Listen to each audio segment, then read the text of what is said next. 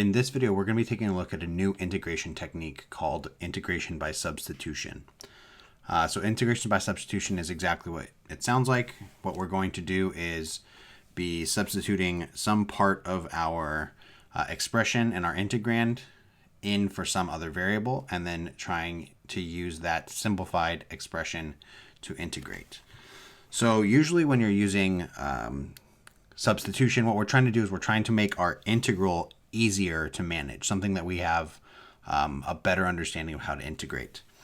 So in this situation, what we want to do is we want to substitute in for x minus 4, and we're going to make it equal to some just variable. So I'm going to call it u, and I'm going to use u primarily as my main variable when I'm talking about substitution. So I would say u is equal to this quantity inside here, x minus 4. Now, if I'm going to be integrating and substituting u in here, I need to be integrating with respect to u. So to do that, what I'm going to do is I'm going to take the differential of both sides. So we'll take the differential of the left side and the differential of the right side. So remember, taking the differential is basically just taking the derivative with respect to the variable on the left, and then the derivative with respect to the variable on the right. And then you have to multiply by a du or a dx because of chain rule. So the derivative of u is just going to be du. The derivative of x is going to be dx, and the derivative of 4 is going to be 0. So in this case, because it's a linear term and it's it's 1x to the first, we just get a dx here. So then we can go ahead and substitute in for this. So we can say that this is equal to the integral using substitution of, if u is equal to x minus 4, this is going to be u to the 6th. And in place of dx, we can put du. So here we are. Now we can integrate this, right? I know how to integrate this. I can just use my power rule. So using power rule, this is going to be equal to u to the 7th divided by 7, right? So we add 1 to our exponent and divide by our new power, and then plus our constant of integration. So this is an indefinite integral, so remember you have to use a constant of integration. But what is u equal to? Well, we know that u was defined to be x minus 4. So this tells me then that this is going to be equal to x minus 4 to the 7th divided by 7, all of this, plus c. So this would be the value of my integral here. In this example, we want to, again, use substitution. So again, we're trying to make this simpler. So this would be, if I were changing this into a power property, this would be 4x minus 1, all of this to the 1/2 power. But we didn't really have a way to kind of like do like a reverse chain rule. So because this isn't just like an x to the 1/2 power, I haven't had a way to integrate this yet. So what I'm going to do is I'm going to try and make this inside part simpler. So we're going to say that u is equal to 4x minus 1. And now we're going to go through and take the differential of both sides. So the differential for the left is just going to be du. Derivative, or the differential of 4x is going to be 4 times dx. And then the differential or derivative of 1 is going to be 0. Now, when we're trying to simplify this, generally what we want to do is try and find what dx is equal to, because then we can take that value and substitute in for dx. And then we're going to be able to substitute some value in for, well, actually, we're going to be substituting u in for something. And hopefully, if we did all of our substitution correct, we should be able to cancel everything in terms of x and now be entirely in our new variable du, or u, sorry. So if I wanted to isolate dx, I could multiply both sides by 1/4. So this would tell me that 1/4 du is equal to dx. So we can go ahead and substitute now at this point. So what this is telling me is that this integral is going to be equal to, the inside we're going to replace with u, so it's going to be the square root of u. And then in place of dx, I have 1/4 times du, so times 1/4 du. So I'm going to simplify this a little bit. So I'm going to pull out the 1/4 for the constant multiple rule, and I'm going to change this into a rational exponent. So we're going to have 1/4 times the integral of u to the 1/2, and now with respect to u. So if we integrate, so we add 1 to our exponent and divide by our new power. So this is going to be 1/4 times, so this is going to be u to the 3/2 divided by 3/2. So u to the 3/2. And then dividing by 3/2 is the same as multiplying by 2/3. And then we could say that the plus c is included with the adding multiplying by 1/4. But if I multiply c, which is a constant, by 1/4, it's still a constant. So we don't really have to worry about that. So then we can just simplify this. 2 goes into both of those, so we get 2 there. So we're going to get 1/6. And then it's u to the 2/3 plus c. But remember, we want this back in terms of our original variable, which is x. So I can now substitute this back in for u. And so we get that this integral is equal to 1/6 times the quantity 4x minus 1 to the this should be 3/2, not 2/3, to the 3/2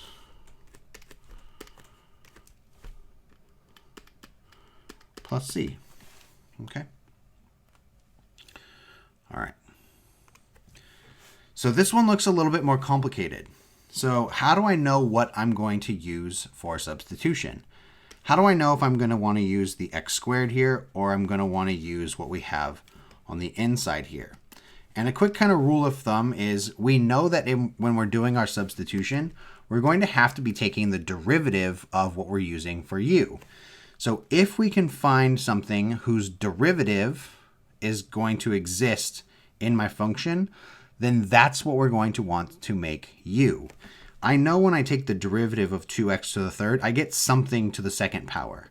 So that means that what's in here is what I want to be my u. So I'm going to make this here be u. So we're going to say that u is equal to 5 plus 2x to the third. Okay, take the differential of both sides. So we're going to get du is equal to, that's going to be 0. This is going to be 6x squared. And then remember, we have to multiply by our differential here. So now, again, remember, in doing this, we want to try and isolate dx so that we can substitute in for it. And ultimately, what will happen is if we did all of this correctly, we should have everything cancel as far as our other variable. So everything should be in terms of u. So I can divide both sides by this, or I can just say it's like 1 over 6x squared times du is equal to dx. Okay, so now I can substitute that in for dx. I can substitute u in for this. So this tells me that I get this new integral. So I'm going to have an integral. So I'm going to still have this x squared here, but you'll see what will happen in just a minute. So it's x squared times u goes in place of this. In place of dx, I have 1 over 6x squared times du. Now, we still have some x's in here, but if we did everything correctly, you'll see that the x squareds end up canceling. So now I really just have a 1/6, I have a square root of u, and I have my du here. So I can pull out the 1/6, I can change this into a rational exponent. So this is the same as 1/6 times the integral of u to the 1/2 times the with respect to u, integrating with respect to u. So now take the antiderivative. So we're going to get 1/6 times adding 1, so that's going to be 3/2. We know we're going to divide by 3/2, which is the same as multiplying by 2/3. U to the 3/2, and then plus our constant of integration. So then we can simplify and we can substitute back in for u. This is going to be like this. So we're going to get 1 over 9 times 5 plus 2x cubed, all of this to the 3/2 power, plus c. So this is going to now be the antiderivative of this. So again, in this step from here to here, I just simplified. I substituted back in for u, and that's what we have there. Okay. So just a quick refresher. Some common things that we have to use when we're doing substitution is trig functions, derivatives of trig functions. And remember, when you're doing antiderivatives, we're trying to go from this value back to this value, right? We're asking ourselves, what function is this the derivative of? So we often will need to know these derivatives. So let's go ahead and take a look at some examples where we have to use some of this. So in part A of example 2, we have that integral, the integral of dx over cosine squared of 2x. So if you want to put that in parentheses, you can. Basically, this is our argument, and it's a cosine squared function. So if you go back to this, we don't have a function whose derivative is cosine squared in this. The only ones that we have that are squared are secant squared and cosecant squared, which actually works out pretty nicely because the cosine here is in my denominator, which kind of hints to me that I'm probably going to have to rewrite this in terms of secants here. So I can rewrite this and say that this is a secant squared of 2x with respect to x. And now is when I want to use my substitution. I know the antiderivative of secant squared of x. I don't necessarily know it of this 2x here. So 2x is what I'm going to use for u. So I'm going to say let u equal 2x, and then take the differential of both sides. So du is going to equal 2 times dx. Isolate dx, so divide both sides by 2 or multiply by a half. So a half of du is equal to dx. So now we can go ahead and substitute back in, and we'll get that this is equal to the integral of secant squared of u now, and then in place of dx I have 1/2 du. So I can pull out my 1/2, so it's 1/2 times the integral of secant squared of u, integrating with respect to u. So now take the antiderivative. I know that the antiderivative of secant squared is tangent. So now I have 1/2 of the tangent of u plus c. And I know that u is 2x, so I can go ahead and substitute that back in to get 1/2 tangent of the quantity 2x, all of this plus c here. And that is my antiderivative for this.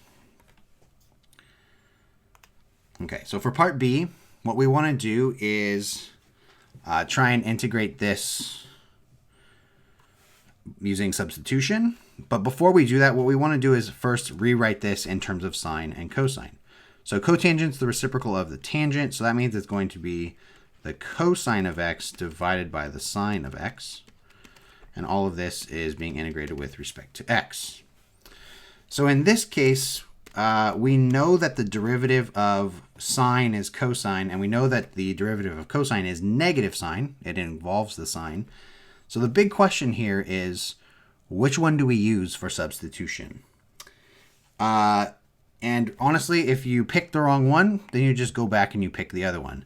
But remember, when you are doing substitution, we know that ultimately all of the things with a variable of x need to go away, and everything should ultimately be in terms of u before we integrate. So if I tried cosine here, then we would have that u is equal to cosine du, right? Du would end up being, so let's go ahead and take a look at what that would look like.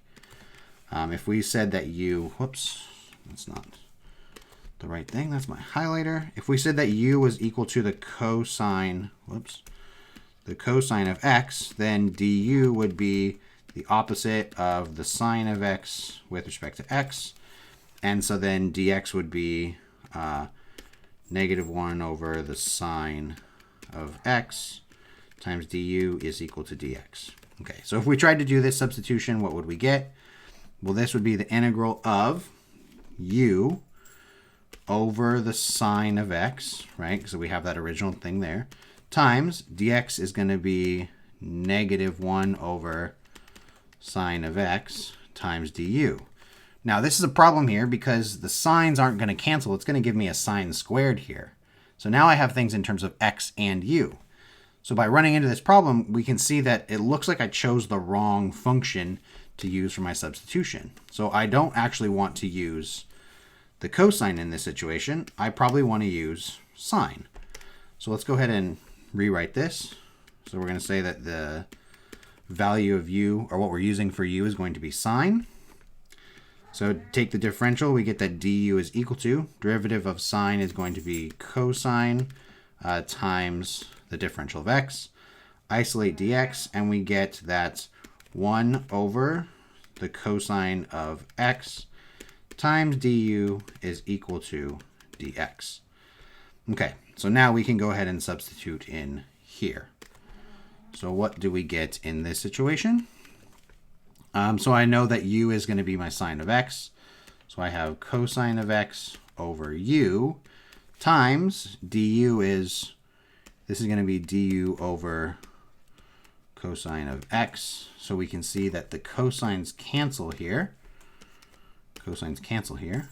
And I end up being left with the integral of 1 over u times du. I know how to integrate this, so I can do that. So I know that the function whose derivative is 1 over u would be natural log. So the antiderivative of this is going to be the natural log of u. Now remember, when you're taking the antiderivative of this for the natural log, you get an absolute value. So it's the natural log of the absolute value of u plus c. And this we can substitute back in for u is going to be the natural log of the absolute value of the sine of x plus c. And actually, we didn't have an antiderivative for cotangent yet, so we actually just derived the antiderivative for cotangent, which is pretty cool. Okay, so I want you to try this problem on your own. See if you can figure out what value you should use for u, and try and take the antiderivative of this. All right, so in working through this, you should have found that for u, we should be using the sine of x. And that should be kind of apparent because the sine value is being raised, or the sine function is being raised to the 4th power. So we're trying to make that simpler. And taking the differential of both sides, we get du is equal to cosine x dx. Isolating dx, we get that du over cosine is equal to dx. So then you can go through and substitute in all your things for, substitute in u, substitute in for dx. We see the cosines cancel, and now everything is in terms of u. Antiderivative would be u to the 5th over 5 plus our constant of integration. Substituting sine back in for u is going to be sine to the 5th, or we can say sine to the 5th can be written like this, times the 5th plus c here. So hopefully you were able to work through that problem in this way. In this next example, we're going to be looking at how to evaluate a definite integral when we have to use substitution. So in this case, we now are dealing with limits of integration, and we'll look at 2 different ways that we can approach this. One of them is that we change our limits of integration. The other way is that we substitute back in and use our original limits of integration. So let's go ahead and take a look at this problem here. So in this case, remember, we're trying to figure out what functions derivative exists in this, and the function whose derivative is also present would be the tangent, and that's what you want to use for u. So we know that u is going to be equal to the tangent of x. Take the differential of both sides, we get that du is equal to secant squared x times the differential of x. Isolate dx, so we're going to get that du divided by secant squared of x is equal to dx. So now we can go through and substitute in what we have here. So in doing this, so first we're going to ignore our limits of integration. So we have an integral of, in place of tangent, we're going to put u. So it's u times secant squared x times, we now have du divided by secant squared x. And these cancel. These cancel. And in doing so, we're left with just the integral of u times du. Now, this is still a definite integral, so we do have upper and lower limits of integration. But what do we do with these? What do we do with these? Now, if we want to leave everything in terms of u, ultimately, we can actually change our limits of integration, and then we don't ever have to substitute back in. We can just evaluate our function as in terms of u, or if you don't want to do that, you can ultimately go back to your original function by substituting what we had in for u back into our function once we take the antiderivative, and then we can use our original limits of integration here. So in this, I'll show you both. So what would we do? So if we did not change our limits of integration, I'm going to just call this a and b A and B. So these are going to be us using our original limits. So go ahead and take the antiderivative of this. We're going to get u squared over 2.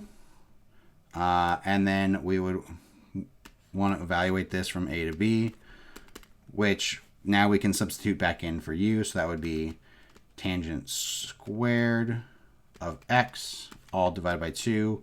And we'd be evaluating from 0 to pi over 3, right? So once we substitute back in for u, we can use our original limits of integration.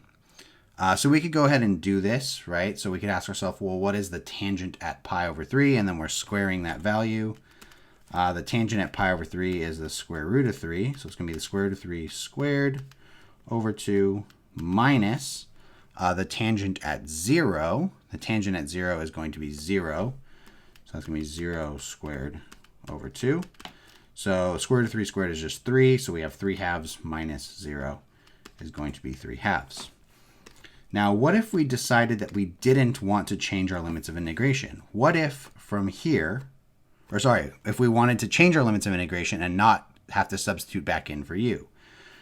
We could, from here, instead just change the values of a and b and evaluate this from here in terms of u and not have to make this substitution here, right? Because here we know that u is equal to the tangent of x.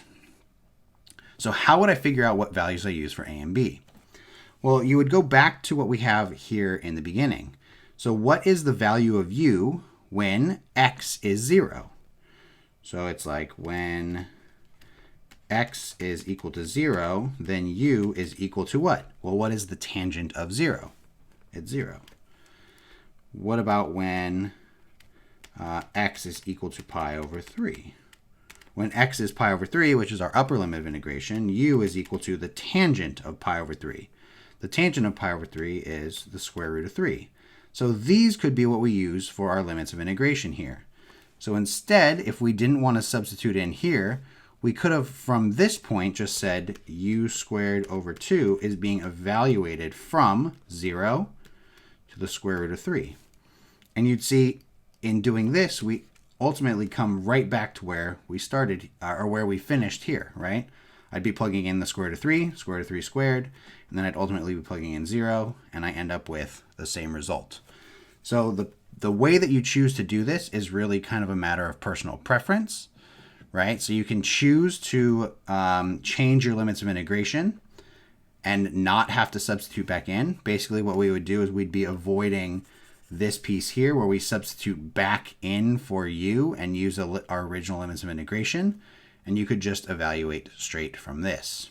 I will say that on the AP test, you could do either, and you will see some problems where they jump straight from, basically they jump straight from the substitution into this without kind of showing this intermediate step, but it's basically what they're doing here is using substitution. So let's go ahead and try this last one here. So we have the integral from 0 to 1 of x over x squared minus 4. So remember, you're asking yourself, which function do I have the derivative of? And that's what we want to use for u. So I know the derivative of x squared is something with x in it, right? Or at least the power is x to the first. So that's what I want to use for u. So u is going to equal x squared minus 4. Take the differential of both sides. We get that du is equal to 2x times dx. And then this is going to be minus 0. Isolating dx, I get du over 2x is equal to dx. So if I were to substitute in here, I'm going to get the integral of, so the x is going to stay there. So we have x divided by that whole thing, u squared minus 4 is, or x squared minus 4 is u. And then dx is du over 2x. So it's going to be times du over, 2x here. We know that the x's are going to cancel. And so I have 1/2, right? So I have 1 over u times 1/2 du. So I can pull out the 1/2. So it's 1/2 times the integral of 1 over u times du. Now, what are my limits of integration? Now, in this case, I'm going to actually change my limits of integration. I'm going to change them. So I don't have to actually substitute back in for this. So what is the value of u when x is equal to 0? So when x is equal to 0, u is equal to, so plugging in 0, 0 squared is 0, minus 4 is negative 4. So that means my lower limit of integration is going to be negative 4. What about when x is equal to 1? Well, when x is equal to 1, then that means u is equal to, so 1 squared is 1, 1 minus 4 is negative 3. So that's there, from negative 4 to negative 3. So this is going from negative 4 to negative 3. So let's go ahead and take the antiderivative here. So the antiderivative of 1 over u, that's going to be natural log of u. So it's 1/2 times the natural log of the absolute value of u from negative 4 to negative 3. And notice, we had to use absolute value here. And it's important that we did because these are negative numbers and the natural log is only defined for values of x that are greater than 0. But now I can evaluate by substituting in my limits of integration. So plug in negative 3, so it's natural log of negative 3 minus the natural log of negative 4. And taking their absolute value, we have 1/2 times the natural log of 3 minus the natural log of 4. We can go a little bit further to simplify this. We know that if we have a difference of two logs with the same base, we can rewrite that as a quotient. So that's going to be 1/2 times the natural log of, this is the numerator, that's the denominator, 3 over 4. And if you really wanted to get crazy, we know that the number in front when multiplied could also be an exponent. So we could have written this as natural log of the square root of 3/4, right? Because this would be 3/4 to the 1/2 power. So this is also something that you could do, which would be the natural log of 3 over 2. But you could stop here, but this would be it kind of simplified all the way down.